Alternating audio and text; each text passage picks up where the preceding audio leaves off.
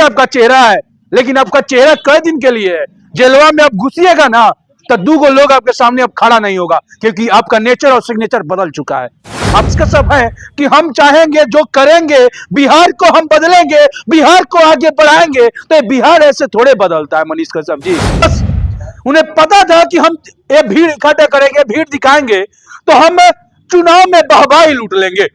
जी हाँ, बिहार में एक शख्स 9 महीने जेल काटने के बाद फिर से उस पर एफआईआर दर्ज हुआ है।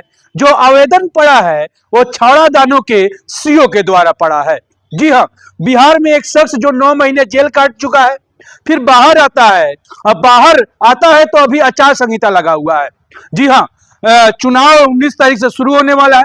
19 तारीख से शुरू होने वाला है तो बिहार में आचार संहिता है, पूरे देश में आचार संहिता है। मनीष कश्यप उसी आचार संहिता में लेकर बाहर निकल जाते हैं। पुलिस जब उन्हें रोकती है तो मनीष कश्यप अपने पेज पर एक वीडियो डालते हैं। जी अब वीडियो ये डालते हैं कि हमें रोका जा रहा है, हमें रोका जा रहा है कि हमें आगे नहीं बढ़े, हम ये नहीं करें। तो एक चीज सोचना चाहिए मनीष कश्यप को। ऐसा मनीष कश्यप इस चीजों को जानते भी हैं कि हम चुनाव लड़े हैं, और चुनाव में क्या होता है, वो तो विधायक का चुनाव लड़े हैं, आपको पता ही है चनपटिया से मनीष कश्यप जी। और चुनाव में क्या होता है, आचार संहिता लग जाता है तो आप भीड़ इकट्ठा नहीं कर सकते हैं, आप भीड़ को उत्साह नहीं सकते हैं। इसलिए पुलिस ने वहां पर रोका। पुलिस ने इसलिए रोका कि भीड़ से कुछ भी हो सकता है। और यहाँ तो आचार संहिता में हम आपको बता दें कि बहुत सारा नियम होता है, जो नियम आप मनीष कश्यप जी जानते हैं। लेकिन मनीष कश्यप को लगता है कि भाई हमें हीरो है बिहार के, हमें सब कुछ है, हीरो है। तो मनीष कश्यप जी 13 या 14 मामला केस दर्ज हुआ था ना, जिसमें आपका एनए से भी था। आप उससे बरी होके बाहर आए हैं। आपकी माँ, आपका भाई, आपका सब कुछ रोआ था, कितना आपके लिए कितना बेचैन था। बिहार के कुछ जनता भी, कुछ यूट्यूबर भी बेचैन था कि नहीं बेचैन था।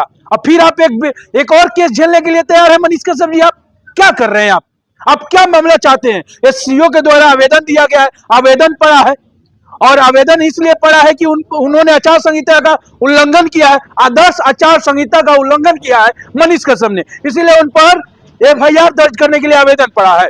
अब सवाल ये उठता है कि अब एफआईआर होता है तो मनीष कश्यप क्या करेंगे। अब मनीष कश्यप क्या करेंगे, फिर जेल जाना होगा क्या उनके। अब ये सवाल सबसे ज्यादा फंसा हुआ दिखाई दे रहा है। अब मनीष कश्यप के लिए प्रॉब्लम बढ़ेगी। मनीष कश्यप बस उन्हें पता था कि हम ये भीड़ इकट्ठा करेंगे, भीड़ दिखाएंगे तो हम चुनाव में वाहवाही लूट लेंगे।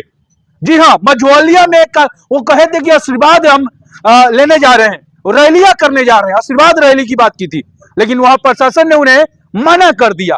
इन्हें समझना चाहिए कि बड़े बड़े नेता बिना आदेश के भीड़ इकट्ठा नहीं कर सकते हैं।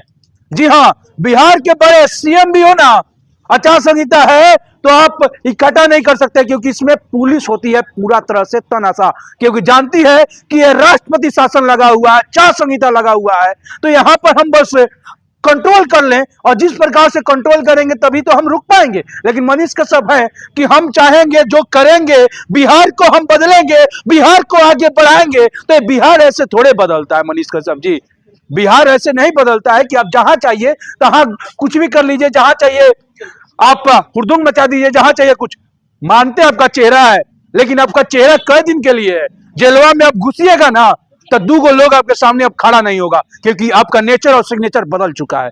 आपका पहले का नेचर नहीं रहा है, आपका सिग्नेचर नहीं रहा है। तो मनीष कश्यप संभल के चलिए, नहीं तो नेचर और सिग्नेचर बदल जाएगा। और केस जो हुआ है ये हम नहीं, पेपरों में तक चल रहा है। आपको इसके बारे में क्या करना है, कमेंट सेक्शन खुला हुआ है, जरूर बताइएगा, आपकी राय का इंतजार रहेगा। जय हिंद।